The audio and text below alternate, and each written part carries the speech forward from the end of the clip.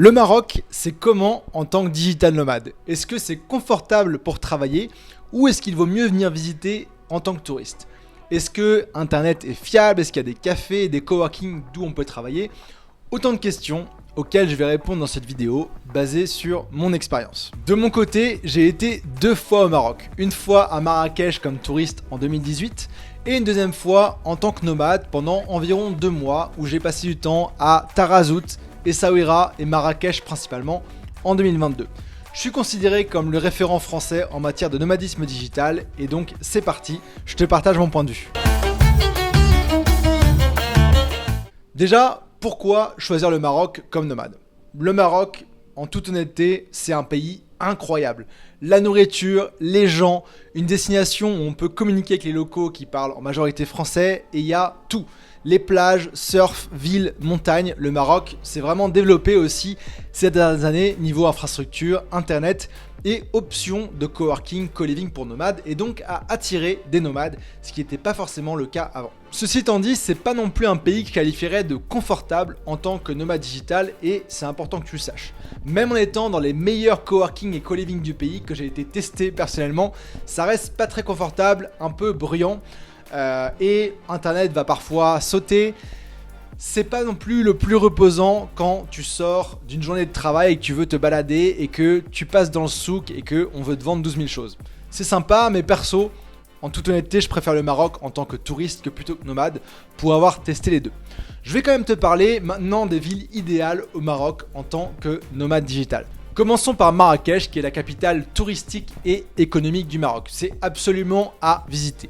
Le souk est incroyable, il y a des temples et des palais à voir aussi. Moi j'ai beaucoup aimé autour de Marrakech le désert d'Agafay. J'ai séjourné au Selina Agafay, c'était très cool. Quand j'étais à Marrakech, j'ai passé du temps au co-living outside où je vivais, qui était très confortable mais pas donné, c'était plus de 50 $ US la nuit, ça a sûrement encore augmenté. Le coworking était dehors, tu sais, au Maroc, à Marrakech c'est les riads, donc t'es un peu dehors, en décembre c'était frais. Internet était ok, il y avait une bonne communauté et c'était assez central parce que tu étais directement dans le souk. Et d'ailleurs, toutes les meilleures adresses du Maroc sont disponibles dans la carte au trésor nomade avec plus de 1200 adresses dans une carte Google Maps gratuite. Pour revenir à Marrakech, franchement, vraiment à visiter, c'est intense, ça grouille, c'est le Maroc à l'état pur, mais pas l'ambiance idéale pour moi pour travailler. Au bout d'1-2 semaines, j'étais content de partir quelque part de plus calme, mais clairement à visiter une semaine. Ensuite, Essaouira. Essaouira, ça a été vraiment mon coup de cœur en tant que nomade au Maroc. J'ai même fait un guide vidéo de nomades d'Essaouira que je t'invite à checker, que j'ai qualifié le secret bien gardé des nomades marocains. D'abord, c'est une ville à taille humaine, avec une médina en bord de plage. Les gens sont très sympas, c'est beaucoup plus relax et le coin est magnifique. Pour être productif, moi je suis resté au co-living Nocta qui était vraiment très très bien. Je te recommande à 100% et je te recommande pour en savoir plus découvrir mon guide nomade d'Essaouira en vidéo. Je suis également resté à Tarazout pendant à peu près 1 mois. Une région qu'on m'avait vendue, une ville qu'on m'avait vendue comme le paradis des surfeurs nomades au Maroc. Et c'est vrai que c'est magnifique, il y a des bonnes vagues. C'est en fait un village de pêcheurs qui s'est un peu hipsterisé avec des surfeurs et des nomades. Par contre, moi j'avais pris un coworking à Windy Bay, donc super vue, internet ok, mais assez petit et compliqué pour travailler, faire des appels. C'est trop lumineux, c'est des matériaux de récup, donc très sympa mais pas très confortable. Et c'était pas l'endroit où j'ai été le plus productif. Et franchement, Tarazout, moi je le qualifierais de fausse destination nomade. La communauté de nomades qui est présente sont très sympas, mais c'est des nomades lifestyle qui vont travailler 1 ou 2 heures par jour, juste de quoi vivre et survivre et vont surfer le reste du temps. Si c'est ton délire, très bien, mais pour moi, c'est pas forcément ce que je cherche en destination nomade. Tu peux également checker mon guide nomade vidéo de Tarazout. Alors maintenant, je vais te parler de comment préparer ton séjour au Maroc. Déjà, quand partir au Maroc? Quelles sont les bonnes saisons? Donc les bonnes saisons, comme dans pas mal d'endroits dans le monde, c'est le printemps et l'automne. De mon côté, j'y suis allé 2 fois et les 2 fois à la fin de l'année, donc pas idéal. Ce qu'il faut savoir, c'est que en décembre, à Marrakech par exemple, il fait froid et les riads, donc les maisons marocaines typiques, sont souvent avec des parties extérieures, comme notamment le coworking du co-living outside où il faisait assez froid. Typiquement, je mettais des gants pour travailler, c'est pour te dire.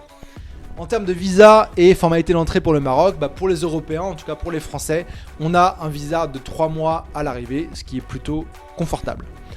En termes de logement, moi comme je te le disais, j'ai fait le choix de principalement rester en co-living pour pouvoir être confortable pour travailler. Et heureusement, parce que c'était ok, mais c'était pas optimal. En fait, je te dirais, si j'avais été resté dans des logements classiques, si j'avais loué un appartement ou auberge ou hôtel, ça aurait été très compliqué de travailler, à part c'était des logements de luxe quoi. Après, il est aussi possible de trouver des très bons logements, hôtels, Airbnb, mais il faut mettre le prix et voilà, être prêt à mettre le prix pour être bien confortable. Au niveau de transport et mobilité au sein du Maroc, principalement, ça va se passer en bus, en minivan et en voiture. Les taxis peuvent être aussi abordables et négociés. D'ailleurs, pour apprendre à négocier les taxis au Maroc, j'ai fait un module spécial dans Digital Nomad Hacks que je t'invite à checker, le lien en description. En termes de devise et coût de la vie au Maroc, donc la devise c'est le dirham marocain, symbole MAD, MAD. 1 euro aujourd'hui donne environ entre 10 et 11 dirhams. Au niveau des langues et de la communication au Maroc, c'est très agréable que les gens parlent français et c'est vraiment super cool, on peut avoir des super échanges et c'est vraiment, ça embellit l'expérience. Par contre, j'ai été étonné que assez peu de jeunes parlent français. Notamment à Tarazout, les jeunes parlent plutôt anglais que français. Donc c'est intéressant, on peut discuter quand même, mais c'est pas le même feeling. Au niveau activités et lieux à voir au Maroc, donc moi franchement les 3 régions que je t'ai citées sont vraiment à voir. J'aurais bien aimé également pouvoir aller à Casablanca, notamment avec la mosquée Hassan II. Je suis passé aussi par Imsouane en trajet pour les surfeurs, etc. Et j'aurais bien aimé aussi aller voir le Sahara et la ville bleue de Chefchaouen. Au niveau gastronomie, spécialité locale du Maroc, déjà la nourriture est juste incroyable et aussi vraiment abordable. Moi ce que j'ai adoré c'est le thé marocain à la menthe, ça j'adore, tagine, couscous, pastilla, méchoui et aussi pour les dents sucrées la corne de gazelle, vraiment sympa. Et la scène de restos internationaux et brunch est aussi hyper développée à Marrakech et Essaouira et c'est très très bon. Au niveau conseil de santé et sécurité pour les nomades, niveau sécurité, je te dirais de faire attention à toi et au vol, surtout si c'est une femme. C'est une réalité, on peut se sentir parfois un petit peu en insécurité. J'ai dû rentrer d'un resto à Marrakech à 11 h du soir, passer un petit ruelle, je le sentais pas trop. Il s'est rien passé, mais voilà. Il y a également des vendeurs assez insistants dans les souks, dont un qui m'a attrapé par le bras et qui a essayé de me tirer au fond de la boutique. Genre j'ai dû me défendre avec des techniques de Krav Maga, donc attention. Et prends bien une assurance voyage pour le Maroc, on sait jamais. Au niveau internet et qualité d'internet, franchement ça s'est beaucoup amélioré entre 2018 et 2022.